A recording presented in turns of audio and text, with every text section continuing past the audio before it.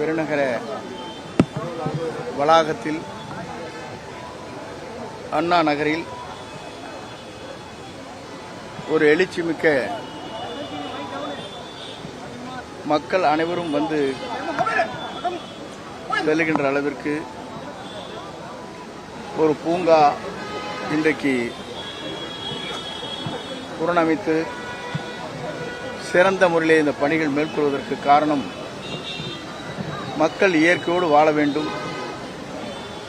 மக்களுக்கு ஓய்வு எடுக்கின்ற நேரத்தில் பெரியவர்களும் குழந்தைகளும் இளைஞர்களும் இதிலே வருகை தந்து இதை பயன்படுத்திக் கொள்ள வேண்டும் என்ற முறையில் தமிழக வெற்றிக் கழகத்துடைய தலைவர் தளபதி அவர்கள் இன்று தமிழகத்தை ஆளுகிற போது தமிழ்நாடே ஒரு மாற்றத்தை உருவாக்க வேண்டும் என்ற நோக்கத்தோடு தான் பல்வேறு திட்டங்களை நாளொரு மேனியும் பொழுதரனுமாக அறிவித்து வருகிறார்.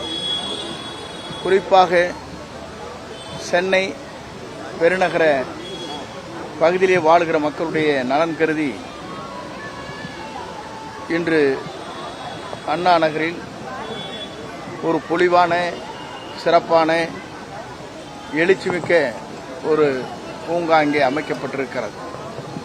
இதை பொறுத்தவரையிலும் 12,800 சதுரடியில் பொலிவோடு எல்லோரும் கண்டுகளிக்கின்ற அளவிற்கு இயற்கையோடு அமைந்திருக்கிறது. இதற்கான செலவுகளை மாநகராட்சியின் மூலமாக 2,95,00,000 ரூபாய் நிதிகள் செலவு செய்து பராமரிக்கப்பட்டு புதிய பொலிவோடு இங்கே காட்சியளிக்கின்ற காட்சியை நாம் காணுகிறோம்.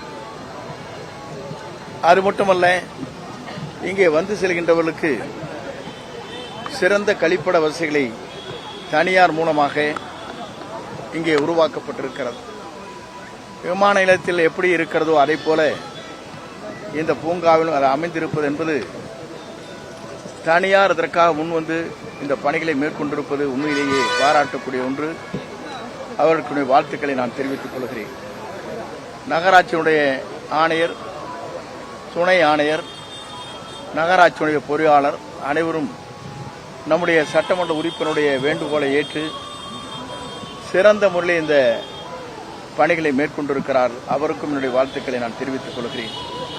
ஒரு அரசு என்ன செய்ய வேண்டுமோ அந்த கடமைகளை உங்கள் சட்டமன்ற உறுப்பினர்கள் இரவு பகல் பாராமல் அந்த பணிகளை ஆற்றி வருகிறார். அவருக்கு நெஞ்சார்ந்த வாழ்த்துக்களை நான் முதலே தெரிவித்துக் கொள்கிறேன்.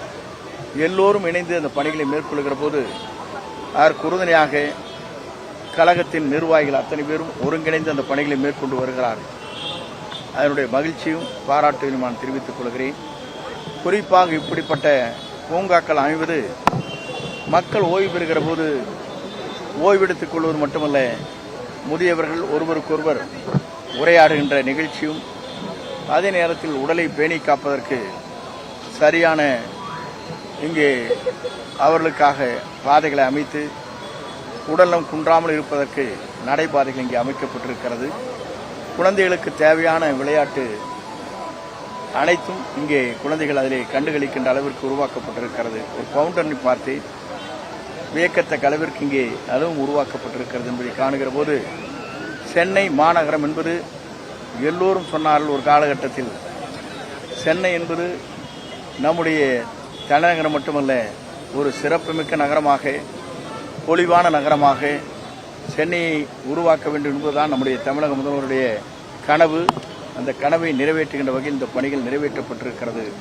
ஆகவே என்னுடைய வாழ்த்துக்களையும் பாராட்டிலும் தெரிவித்துக் கொள்கிறேன்.